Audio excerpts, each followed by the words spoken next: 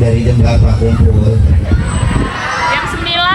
Setengah 9. Dari subuh. Yang dari subuh mah panitia itu mah. Bu, masih semangat? Nggak ngantuk? Yakin? Biasanya ini hari ini kita masih ada di jam 10. Penceramah masih banyak. Bukan saya doangan, masih ada guru-guru kita di belakang kita. Siap ikuti sampai dengan selesai? Yakin nggak ngantuk? Saya kasih oleh-oleh namanya doa anti ngantuk. Mau apa kagak kira-kira? Mau Bu ya? Biar tambah semangat. Soalnya kalau penceramah banyak, khawatirnya nih ibu-ibu milih-milih. Begitu yang ceramah ganteng, semangat. Ini mah ganteng semua ibu, insya Allah semangat. Tapi begitu di pertengahan, mulai deh tuh. Yang di belakang ngipas-ngipas. Itu kodenya emak-emak pertama ngipas-ngipas. Tandanya, aduh, udah mulai gerah ini. Ada kode kedua, dia colek yang depan. Oh maaf ya kok. Set. Selanggaran. Itu kode kedua. Kalau penceramahnya peka, nah itu tanda Ustaz buruan, gue dapat gak ini. Itu kode kedua. Tapi di sini baru kode pertama saya lihat. Baru kode pertama, kode kedua belum kelihatan. Tapi insya Allah semangat ya Bu ya.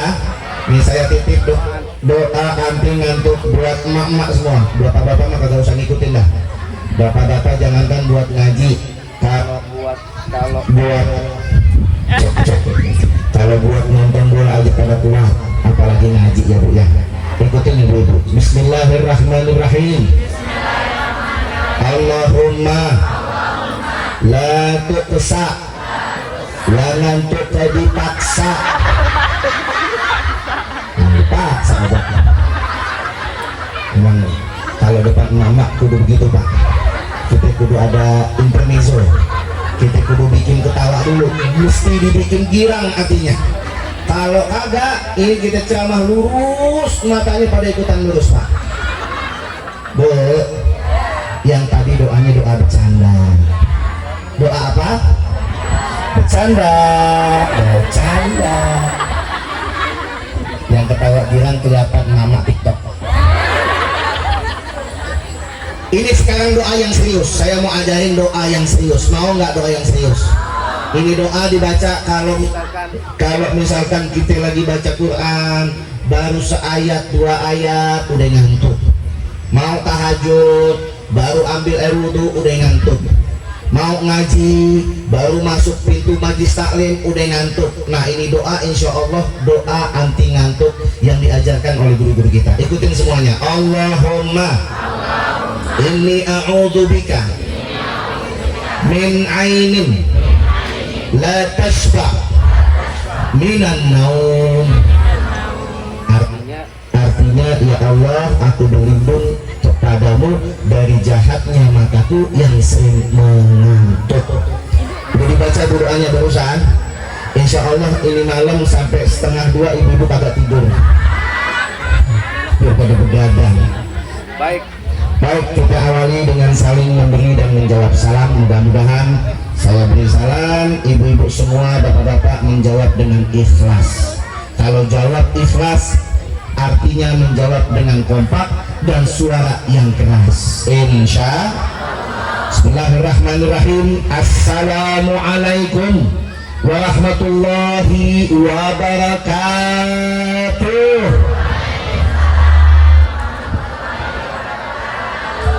Bismillah walhamdulillah wassalatu wassalamu ala sayyidi rasulillah Sayyidi Muhammad ibn Abdullah wa ala alihi wa ashabihi wa man wala hawla wala quwwata illa billah amma ba'dahu falhamdulillah. Yang sama kita muliakan segenap para alimin ulama, para tokoh-tokoh agama, para dewan-dewan guru-guru kita yang mulia yang ada di hadapan kita. Tanpa mengurangi rasa takdim dan mahabbah saya kepada beliau-beliau, saya nggak sebutin satu persatu, tapi wabil khusus kita doakan guru-guru kita semua, terutama kepada yaitu Habibul Majlis, pembina yang akan didirikan, yaitu Pondok Pesantren Al-Madinah Atikah. Kita doakan kepada Kiai Haji Iwan Risnandar dan juga beserta guru-guru yang lainnya, semoga Allah berikan usia yang berkah, amin. Allah berikan luas rezekinya, amin.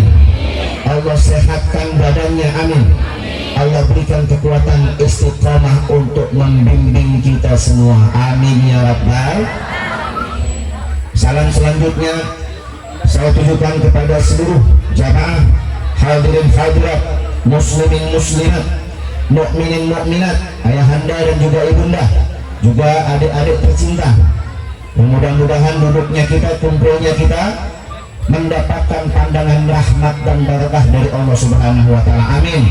Tidaklah duduknya kita melainkan mengundang senyumnya baginda Nabi Muhammad sallallahu alaihi wasallam. Dan juga yang bikin saya girang pagi ini Ibu, alhamdulillah kita dihadiri oleh Dzurriyyatur Rasul, yaitu anak cucu daripada keturunan baginda Nabi Muhammad sallallahu alaihi wasallam. Hadir di tengah kami yang mungkin baru saja memimpin pembacaan maulid. Beliau orang tua kami, beliau senior kami, beliau mentor kami, beliau sangat berjasa untuk kami.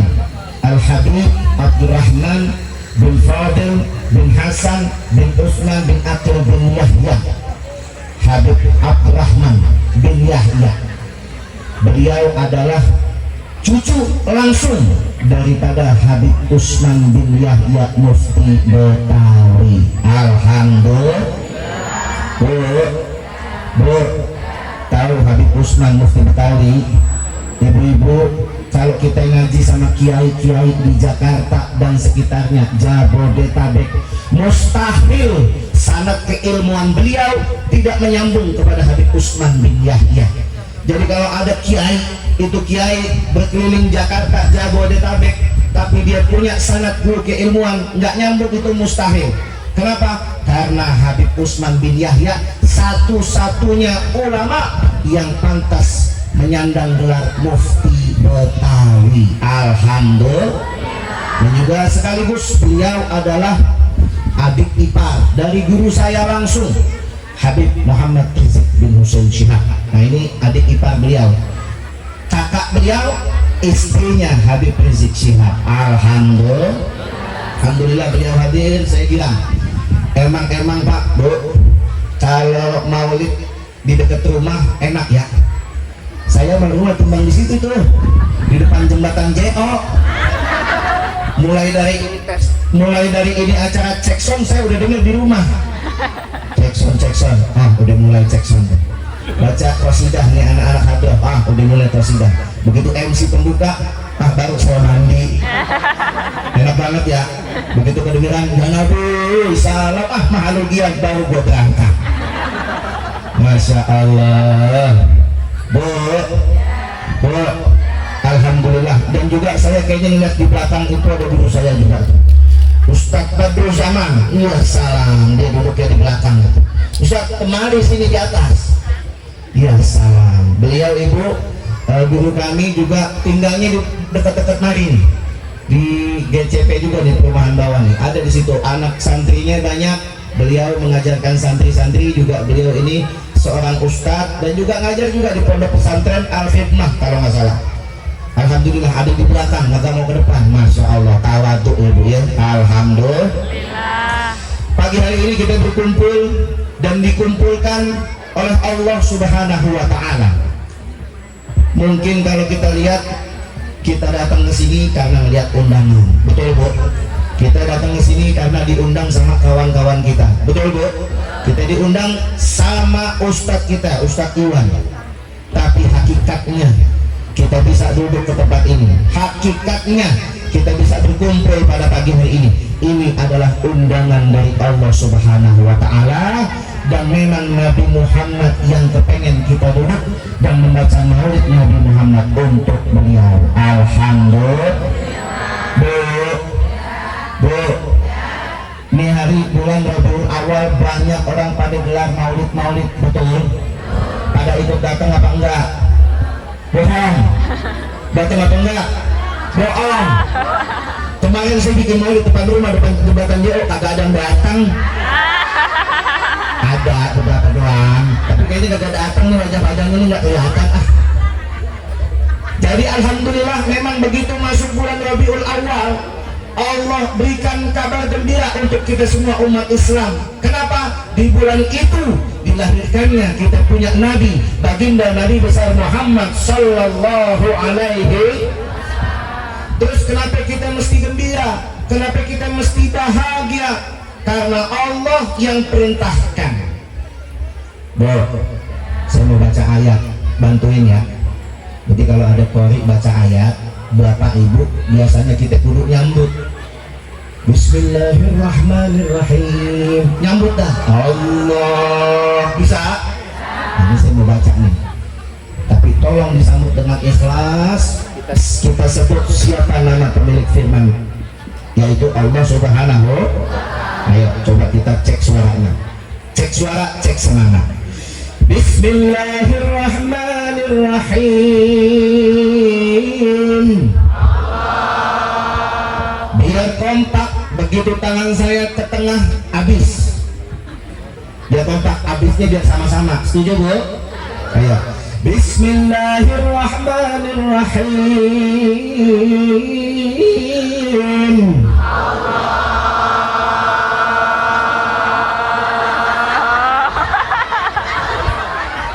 Panjang-panjang napasnya Pak In. Orang kalau panjang, namanya kalau panjang, napasnya juga panjang. Yang di belakang nenek-nenek, oh, dia lupa narik napas panjang. Bro, biar kompak, ikutin nada saya. Kalau saya ada goyangannya, ibu juga ikut nada goyangnya. Rahim. Ibu-ibu semua bapak-bapak jawab Allah. Bisa? Bisa ya? Yakin? Ayo saya tes. Bismillahirrahmanirrahim.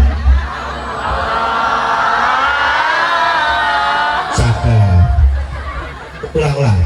Bismillahirrahmanirrahim. Enak ya Pak ya kalau ibu-ibu kompak ya. Rahim. Rahim. Rahim. Kelihatan galak nih. Ini kelihatan galak-galak sama laki pada mah. بفضل الله وبرحمته فبذلك فليفرحوا. Katakan wahai Nabi Muhammad, katakan kepada engkau punya umat, ketika mereka mendapatkan nikmat, maka hendaknya mereka berbahagia, bersukacita, bergembira, bersyukur atas anugerah yang telah Allah berikan kepada mereka. Alhamdulillah. Jadi memang perintah Allah, kita disuruh senang, kita disuruh bersyukur, kita disuruh bahagia manakala mendapatkan anugerah terindah dari Allah Subhanahu wa Ta'ala. Nikmat yang terkecil yang Allah kasih, yang sepele, tapi kita nggak pernah bersyukur. Nikmat terkecil adalah menghirup udara. Kita nafas hidup, itu nikmat terkecil yang nggak pernah kita lihat, padahal itu anugerah yang luar biasa dari Allah Subhanahu wa Ta'ala. Pernah nggak kita bersyukur kita bisa nafas? Pernah nggak? Padahal diajarin sama Nabi, begitu kita bangun dari tidur, buka mata, ada doa bangun. Apa doanya? Alhamdulillahilladzi ahyana ba'dana wa ilaihi. Ada yakin baca doanya salah. Alhamdulillah kalau subuh-subuh dibangunin ibu lah. Alhamdulillahilladzi ahyana ba'dama amatana wa ilaihi raji'un. Namanya juga aki-aki, doa bangun tidur jadi berita duka. Masya Allah. Lalu apa nikmat yang terbesar yang pernah Allah ayat yang lainnya ini mic kalau kita naik sedikit mati-mati ya. Contohnya apa gimana ini kali? Di ayat yang lainnya itu ternyata Allah kasih kabar, Allah kasih nikmat yang paling terbesar. Wa ma arsalnaka illa rahmatan lil alamin.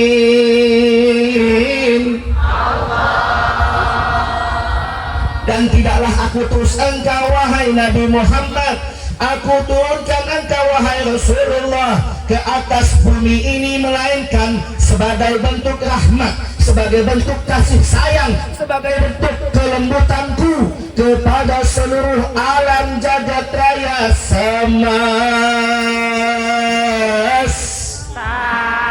yang kompak ngapa sih ngikutnya? Saya udah panjang-panjang ini. Gitu. Ulang ya biar tambah semangat ibu ya. Dan tidaklah aku utus engkau wahai Nabi Muhammad melainkan sebagai bentuk kasih sayangku, bentuk kelembutanku kepada seluruh alam jagat raya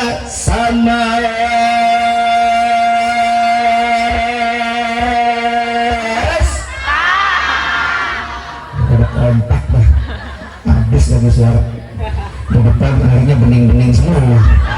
Sekali-kali kayak berceramah airnya warna gitu ya, atau sentuhan ada loh air kali. Bu,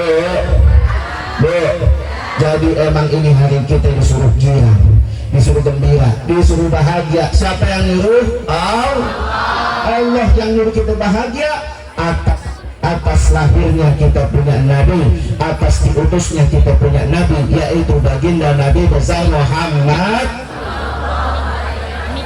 Lalu bagaimana caranya kita bersyukur? Lalu gimana caranya kita bersyukur kepada Allah Subhanahu wa Ta'ala karena lahirnya baginda Nabi Muhammad Sallallahu Alaihi Wasallam?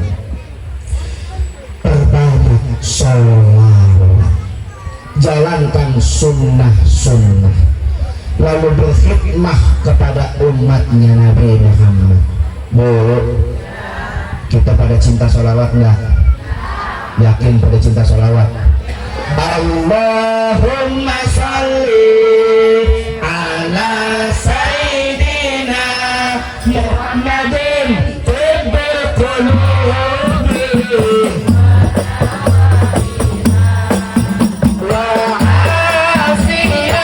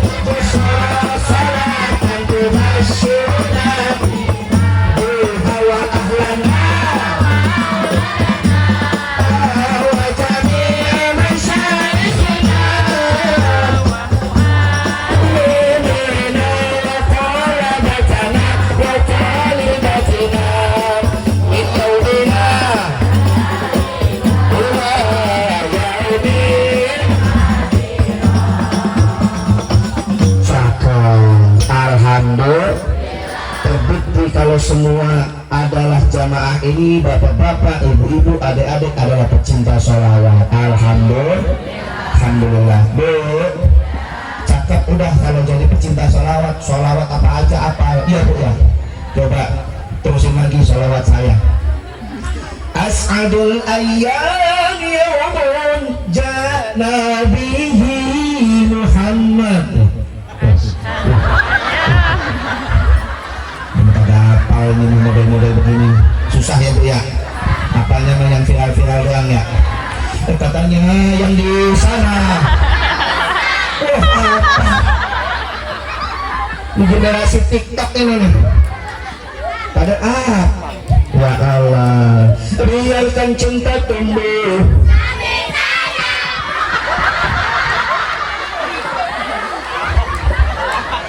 cinta dan lala itu pelengkapnya, jangan hanya datang Islam.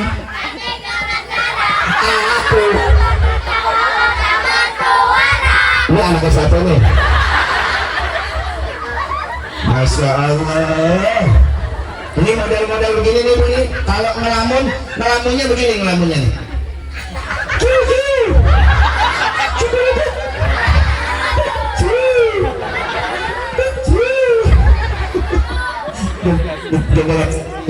Ya Allah. Bu, ini perayaan Maulid Nabi Muhammad Sallallahu Alaihi Wasallam bukan sembarang merayakan perayaan biasa. Yang kita rayakan adalah lahirnya Nabi Muhammad Sallallahu Alaihi Wasallam. Ada satu cerita dan ini cerita nyata. Cerita nyata yang terjadi di Libanon. Ibu tahu Libanon nggak? Pernah ke sana? Naik angkot dari depan stasiun. Ngayal baik. Di Libanon itu di Timur Tengah itu perbatasan dengan yang namanya Israel. Nih, teman kalau ngomongin Israel kadang-kadang jebek ibu. Ya Allah, ini udah hari ke-8 agresi Israel. Dibunuh-bunuhin kita punya saudara-saudara Muslim. Mudah-mudahan Allah biar laknat orang, amin. Pak Ustadz, kalau doa ini jelek sih buat manusia yang lain, nggak apa-apa, emang udah pada jelek mau diapain? Bu, orang Israel itu selalu kita laknat di dalam setiap sholat kita. Ibu baca Fatihah apa kagak? Baca Fatihah apa kagak? Kita selalu baca ghairil walad. Ulama tafsir menjelaskan yang dimaksud al-maghdu ghairil maghdu. Al-maghdu ini adalah yang dimurkai Allah, artinya siapa yang dimurkai? No, orang-orang Yahudi. Kenapa dimurkai? Karena dulu mereka lah yang membunuh para nabi-nabi. Na'udzubillah min Nabi Zakaria dibunuh, Nabi Yahya dibunuh, Nabi Daniel dibunuh, bahkan Nabi Isa disalib. Ketika itu mau dibunuh mereka tuh kaum Yahudi. Makanya anak Allah diabadikan dalam surat Al-Fatihah, golongan yang dimurkai Allah. Jadi kalau kita doa yang jelek-jelek buat orang Yahudi kagak apa-apa. Ini hari saya dapat kabar terakhir, Bu, kalau melihat berita itu jangan cuma terima mentah-mentah doang. Di berita di mana-mana berita tulisannya tuh menyakitkan hati. Serangan bisa nih kalau ini. Gue mesti kemana sih? Kemari putus-putus, kesini putus-putus. Cek. Ada lagi nggak yang ini? Coba. Kalau sampai putus-putus juga gimana, Bu? Saya lempar aja ya. Udah mana tadi tuh? Udah mana? Jadi kalau yang namanya ini orang Israel nih, dia sedang membunuhi kita punya saudara-saudara. Ini orang Israel, orang Yahudi semua ini memang bencinya kadang benci sama umat Islam. Kenapa? Karena mereka kecewa kenapa Allah menurunkan nabi penutup bukan dari bangsa Yahudi. Itu kekecewaan mereka sampai detik ini godok banget sama orang Islam. Kenapa? Karena ternyata Allah turunkan nabi penutup para nabi, yaitu kita punya Nabi Muhammad Sallallahu Alaihi Wasallam yang bukan bangsa Yahudi. Makanya mereka kesel. Ustaz, kalau di berita ngeliat tuh bagaimana tuh tulisannya tuh? Hari ini serangan teroris Hamas. Wah, Hamas terbilang teroris. Bro, ini sejarah yang diulang. Dulu ibu kenal Pangeran Diponegoro. Ibu tahu Tuanku Imam Bonjol. Mereka dulu disebut teroris sama siapa? Sama Belanda, sama si teroris itu sendiri. Jadi mereka yang menjajah, mereka yang meneror, tapi mereka yang playing victim. Nah, kita kagak playing victim, pura-pura jadi korban. Nah, itu yang berlangsung sekarang. Dia yang menjajah, dia yang membumi hanguskan wilayah, dia yang merebut wilayah, dia yang minta jadi korban. Dia bilang Hamas yang teroris, padahal siapa yang pas yang paling teroris? Dia. Israel yang paling teroris. Ustaz, ini kan bulan Maulid, tolong dong ceramahnya yang lembut-lembut aja. Ajarin kita punya nabi bagaimana lembutnya. Ajarin kita punya nabi, kan katanya nabi Islam rahmatan lil alamin. Lembut kita punya nabi. Bu, ada nggak penceramah yang ngomong kayak begitu? Kalau Maulid jangan ngomongin yang macam-macam dah, ngomongin nabi aja, jangan ngomongin politik, jangan ngebahas yang lain, jangan ngebahas yang keras-keras. Ada nggak yang ngomong kayak begitu? Bro, nabi itu punya sifat unggul banyak. Salah satunya betul, nabi adalah manusia yang paling lembut. Tidak ada manusia di atas muka bumi ini yang lembutnya melebihi kelembutan kita punya Nabi Muhammad Sallallahu Alaihi Wasallam. Paling lembut, paling santun, paling romantis kita punya Nabi. Suami ibu romantis apa enggak? Berarti belum mengikuti Nabi. Laki-laki itu disuruh sama Nabi. Kata Nabi, perintahnya kepada para suami, para laki-laki, khairukum li ahli. Itu kata Nabi itu. Sebaik-baik kalian para suami adalah yang terbaik perlakuannya kepada istri dan anaknya. Jadi kalau ada suami ibu belum baik, kerjaannya marah-marah mulu, berarti dia belum bisa mengikuti apa yang diperintahkan Nabi. Betul, Bu? Bapak-bapak, contoh kita punya Nabi. Nabi itu paling romantis, paling lembutnya orang. Apalagi ngomong sama istri, lembut banget. Dirayu istrinya, pakai panggilan sayang. Ya Humaira, wahai istriku yang pipinya kemerah-merahan. Bapak-bapak juga harus ikutin Nabi, panggil bininya dengan panggilan sayang. Walaupun ini Citayam lagi panas, gersang, di mana-mana sumur pada kering. Ada kering apa kagak? Ada yang gali lagi nggak? Masya Allah, panas banget, hujan juga jarang, sekalinya hujan cuman sebentar. Betul, Bu? Mana ibu-ibu keluar mulu, yang nganter anak sekolah, yang beli sayur, keluar mulu Pak. Jarang istri kita pipinya kemerah-merahan, saking banyaknya keluar karena aman matahari. Bapak ganti panggilannya nggak apa-apa, pakai bahasa Jawa. Ya Humairang, wahai bini gua yang pipinya gosong. Bagaimana nggak gosong, keluar mulu. Bu, Masya Allah, Nabi adalah selembut-lembutnya manusia. Alhamdulillah. Tapi jangan lupa di dalam kitab yaitu Maulid Duba karangan Syekh Abdurrahman Ad-Dubai, di situ juga disebutkan ada sifat unggul Nabi yang juga tidak dimiliki oleh seluruh manusia yang lain. Fa idza du'i'a haqqullah lam yakun ahadun lighadabihi. Kalau ada yang menghina urusan Allah, kalau ada yang menista urusan Allah, kalau ada yang mencaci maki urusan agamanya Allah, kita punya Nabi Muhammad adalah orang yang paling naik amarahnya ketika ada orang yang berurusan dengan agama. Jadi di saat zaman Nabi Muhammad SAW ada orang yang menghina Allah, ada orang yang mencaci maki Islam, ada orang yang mencoba memfitnah Islam, maka tidak ada satu orang pun yang lebih marah melebihi marahnya baginda Nabi Muhammad Sallallahu Alaihi Wasallam. Lam yakun ahadun li ghadabihi. Nggak ada orang yang bisa mampu meredam amarahnya Nabi.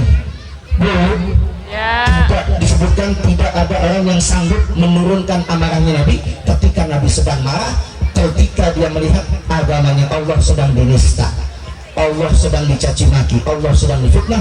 Tidak ada yang sanggup meredam amarahnya Nabi. Siapapun dia, mau istrinya, mau anaknya, mau sahabatnya, nggak ada yang berani meredam amarahnya Nabi. Berarti Nabi juga punya ketegasan di dalam bersikap ketika berurusan dengan agamanya Allah Subhanahu wa Ta'ala. Bu, makanya lahir perang Badar, lahir perang Uhud, perang Khaybar, perang Khandaq. Ada sekitar kurang lebih 57 peperangan yang diperintahkan oleh Nabi di saat Nabi masih ada. Di antaranya 9 peperangan Nabi turun langsung sebagai panglima perang. dan sisanya Nabi hanya perintahkan para sahabat untuk menyerang. Kalau saya mau tanya, yang namanya perang pakai kelembutan atau pakai ketegasan? Ada nggak perang pakai kelembutan? Maaf ya, gue mau tonjok. Maaf. Nah, itu tak banci. Bu, maaf ya, perang main kitik-kitikan, kitik sampai mati. Nggak ada. Perang di mana-mana menumpahkan darah, perang di mana-mana melukai, menghilangkan nyawa. Betul? Berarti Nabi juga punya sifat ketegasan. Dalam hal ini yang namanya orang Palestina sedang menjaga kehormatan bangsanya. Bahkan nggak sampai di situ, dia sedang menjaga kemuliaan masjid sebagai kiblat pertama, yaitu Masjidil Aqsa. Alhamdulillah Pak Habis bin Nikmah Kiai Habib, saya sudah pernah sampai ke Masjidil Aqsa di awal tahun 2023. Kalau tidak salah di bulan Januari dan Februari kemarin saya baru ke Masjidil Aqsa dan saya lihat di sana ada kezaliman-kezaliman yang sedang diterapkan. Di antaranya yang saya lihat langsung pakai mata kepala, itu masjid nggak bisa dimasukin secara bebas anak umat Islam. Yang mau masuk ke masjid dimintain dulu ID-nya masing-masing. Jadi didata siapa saja orang yang masuk. Terus turis bagaimana? Kita kan datang sebagai turis nih, sebagai pelancong. Kita datang, paspor kita dimintain. Paspor kita dimintain, cuma dilihat dikasih lagi. Kalau buat turis aman, tapi buat penduduk asli mereka ID-nya disita. Begitu keluar baru dikembalikan lagi ID-nya. Bahkan sekarang nih lagi ada agresi militer, yang boleh masuk ke Masjidil Aqsa cuman orang yang ada umurnya di atas 70 tahun. Di atas 70 tahun, aki-aki, baru dia boleh masuk Masjidil Aqsa. Makanya bu, kalau ada masjid musyola isinya aki-aki mulu, itu berarti lagi dijajah sama Yahudi. Mana anak mudanya? Kesian kalau kita lihat aki-aki mulu yang ada di masjid, aki-aki lagi kesian. Bukannya apa-apa, dia tuh udah terbatas bu. Mohon maaf, napasnya Senin Kemis, giginya udah pada ompong, pipinya udah pada peot. Kalau lagi baca sholawat bisa kepleset. Harusnya salatullah salamullah, jadi Coca-Cola. Cucunya datang, seprit manta udah ganti. Begitu lagi baca azan subuh, ada redaksi sholat itu lebih baik daripada tidur. Itu tuh azan tuh. Kalau yang baca anak muda enak, sholatnya ditekenin, dibacanya ada panjangan. As-salatu khairun minan naum. Sholat itu lebih baik daripada tidur. Timbang aki-aki yang ngomong, aki-aki yang baca, sholatnya pendek, naumnya yang panjang. As-salatu khairun minan naum.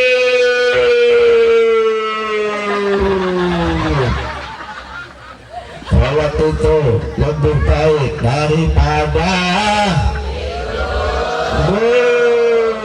gimana nggak tidur orang bu. Mungkin anak muda suruh pada datang ke masjid musola kita, insya ya Allah. Jadi kalau ada masjid isinya kakek-kakek semua, berarti itu masjid lagi diapain? Lagi dijajah oleh Yahudi. Mau sama ke Masjidil Aqsa loh, ini hari lagi dijajah oleh Yahudi, isinya aki-aki semua. Ya Allah. Di Libanon, di Timur Tengah sana sedang ada perayaan Maulid Nabi Shallallahu Alaihi Wasallam. Jadi jangan heran ibu, kalau di Jakarta aja atau di sekitar Jabodetabek, begitu masuk Rabiul Awal, semua kampung bikin maulid, semua masjid bikin maulid, semua majelis taklim bikin maulid. Jangan heran, karena bukan hanya berlaku di Indonesia, tapi di seluruh dunia. Karena perintah Allah itu mutlak, semua disuruh berbahagia. Jadi di Libanon juga ada perayaan baginda Maulid Nabi besar Muhammad SAW. Cuman beda sama kita. Kalau kita mah timbang tablik akbar, baca maulid, ngundang penceramah. Kalau di Libanon itu perayaan maulidnya semua masyarakat tumpah ruah turun ke jalan, mereka berpesta-pesta. Kalau di Marib tadi barusan Mahalul Giam pakai apa itu? Kalau di sono Libanon semua keluarkan senjatanya masing-masing. masih pada punya pistol, masih pada punya AK-47, ditembak-tembakin ke atas di saat perayaan Maulid Nabi Muhammad Sallallahu Alaihi sebagai bentuk ungkapan gembira. Turun ke jalan semua, dangdung gitu. Lalu kita masih timbang pakai petasan, dia pakai tembakan beneran. Satu ketika ada insiden, jadi begitu ditembak-tembak semua orang, bang. Ada yang nembaknya salah arah, terus kepencet, ketembak, kena kepala seorang anak. Dilalahnya itu anak bukan anak muslim, tapi anak dari orang Kristen, dari non muslim, dari orang Kristen. Jadi begitu perayaan Maulid Nabi, bukan hanya orang Islam yang turun ke jalan, orang non muslim juga pada turun keluar rumah ngeliatin, mereka juga ikut berbahagia. Nah, satu ketika ada ikut keluarga Kristen di keluar, anak kecilnya kena tembak, kena palanya, langsung dibawa ke rumah sakit. Di sana namanya rumah sakit Hasan Hamud. Dibawa ke sana, dokter angkat tangan. Bagaimana enggak? Peluru lewatin kepalanya. Kalau ada peluru lewatin kepala bocah, harusnya tuh bocah udah apa? Mati. Tapi ternyata masih ada denyut nadinya. Ini bocah masih pingsan. Itu peluru masih ada bersarang di otaknya. Akhirnya ini dokter angkat tangan, Bu, mendingan kami sudah tidak bisa melakukan apa-apa, mendingan ibu temenin anak ibu karena mungkin nggak lama lagi nyawanya. Temenin aja ibu, temenin aja. Terus yang namanya ibu-ibu kesel, ibu-ibu ini kecewa, lalu dia menyalah-nyalahkan. Siapa yang disalahkan?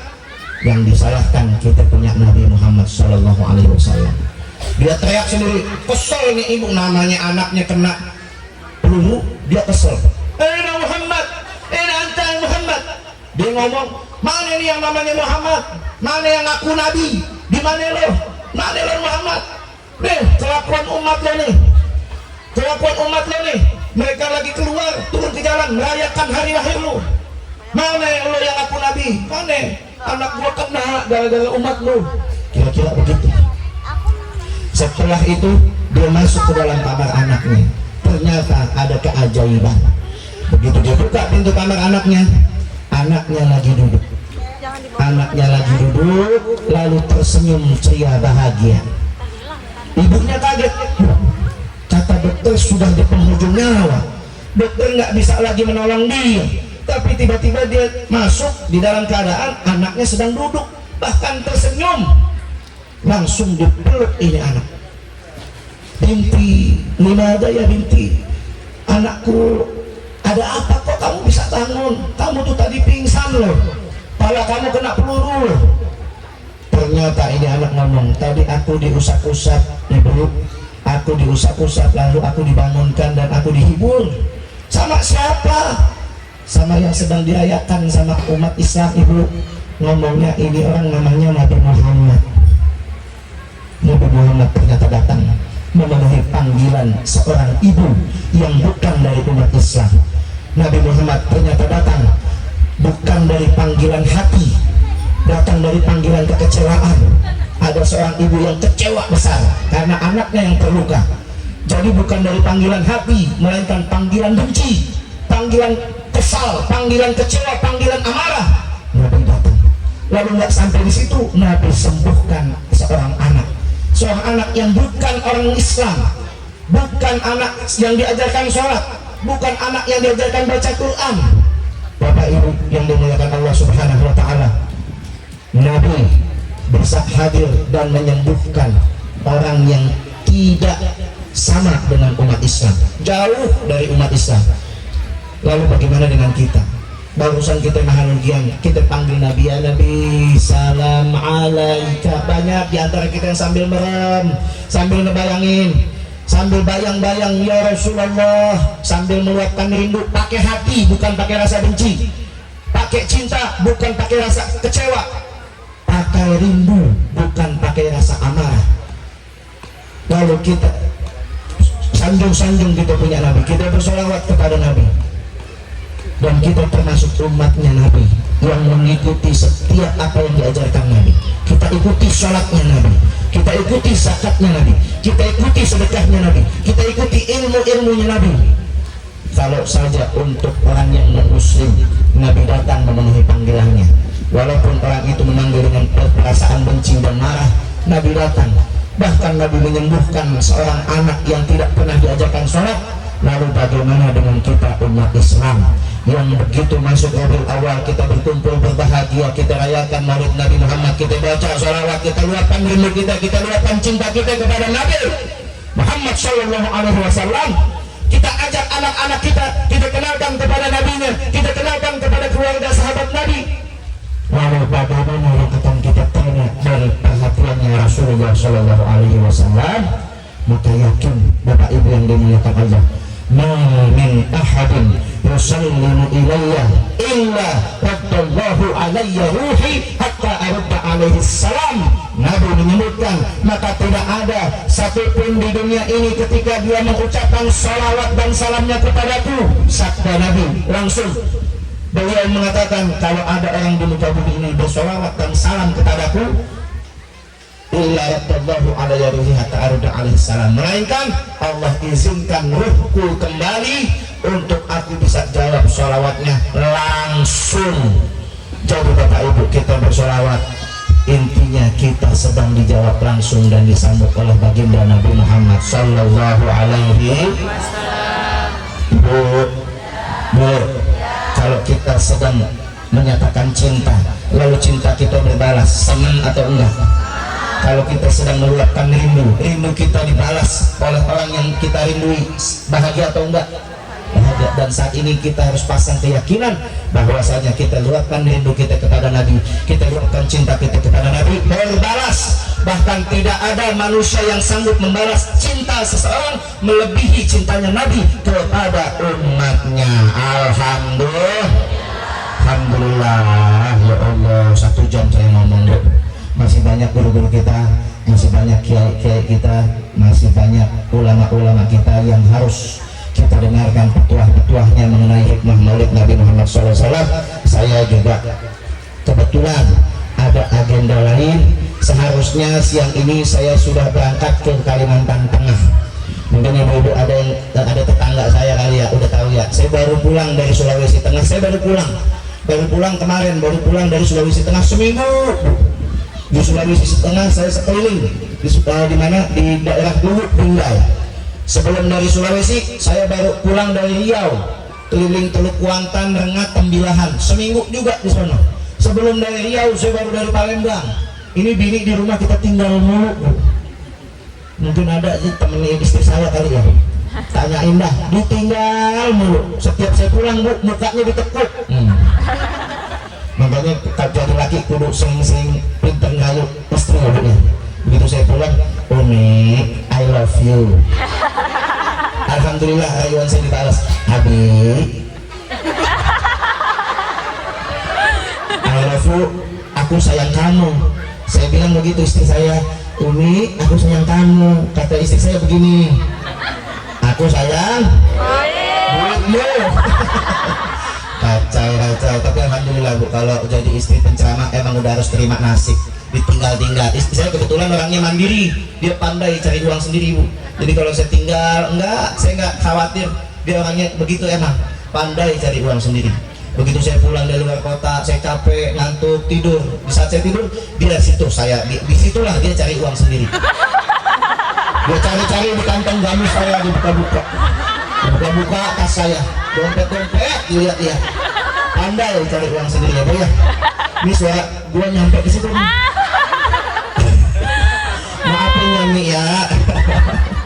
Ya Allah, udah gitu aja lah. Mudah-mudahan ada manfaatnya, ada hikmahnya. Dibaca suratul Fatihah, himpun segala niat, munajat. Nanti doa penutup ditutup sama kiai-kiai kita yang lain. Sebelum itu akan ada ceramah-ceramah lagi. Jangan ada yang pulang sebelum ditutup oleh doa penutup, insya Allah. Biasanya ibu-ibu, Pak, mohon maaf nih ibu-ibu, saya sebut aja udah. Ibu-ibu, begitu saya bilang wassalamualaikum warahmatullahi wabarakatuh, waalaikumsalam, sambil cabut tuh, ulang atau bubar. Ini hari kalau ada yang bubar sebelum ditutup dengan doa, ibu-ibu khususnya ya, Pak, ya, kita doain mudah-mudahan mencret. Gak apa-apa, kita mencret doang, obatnya kan gampang. Kalau mencret obatnya cebok. Saya dah. Mari sama-sama baca suratul Fatihah. Kita hampun segala niat munajat, padukan seluruh permintaan kita kepada Allah, mudah-mudahan dengan keberkahan perayaan Maulid Nabi Muhammad SAW dan juga perhatian kita yang kita curahkan untuk pondok pesantren Al-Madinah Atikah yang akan segera dibangun di wilayah ini, di tempat di mana kita duduk. Perhatian kita dan sumbangsih kita dan juga bantuan kita, apapun bentuknya, berapapun nilainya, apapun yang kita sumbangkan kepada pesantren ini, mudah-mudahan menjadi sebab Allah kabulkan setiap doa-doa kita, menjadi sebab Allah sampaikan kita kepada cita-cita yang kita inginkan, menjadi sebab Allah jadikan rumah tangga kita sakinah mawaddah warahmah, Allah jadikan anak cucu kita soleh dan solehah, Allah jadikan rumah tangga kita yaitu bahagia di dunia sampai bahagia di akhirat. Ala hadirinnya wa ala kulli niyatin salihah jami'ah syamilah makbulah wa ila hadrati Rasulillah bisri asrarul Fatihah. A'udzubillahi minasyaitonirrajim. Bismillahirrahmanirrahim. Bu, padahal saya sendirian ya, baliho berdua. Ini datang sendirian aja ngomongnya 1 jam, gimana datang kembaran saya Bu? Ngomongnya 2 jam. 2 jam. Tapi alhamdulillah hari ini kita bagi-bagi tugas, enaknya jadi kembar begitu, bagi-bagi tugas. Jadi di sini amplop utuh, parcel utuh, ya Bu ya, nggak bagi-bagi sama saudara saya begitu. Tapi insya Allah lain waktu, lain kesempatan saudara saya bisa ikut hadir dimanapun tempat perayaan Maulid kita di sekitar wilayah kita, dan kita bisa berjumpa kembali insya. Mungkin ini yang bisa kami sampaikan, mudah-mudahan bermanfaat dunia dan akhirat. Billahi taufiq wal hidayah, wallahul muwaffiq ila aqwamit thariq. Wassalamualaikum warahmatullahi wabarakatuh.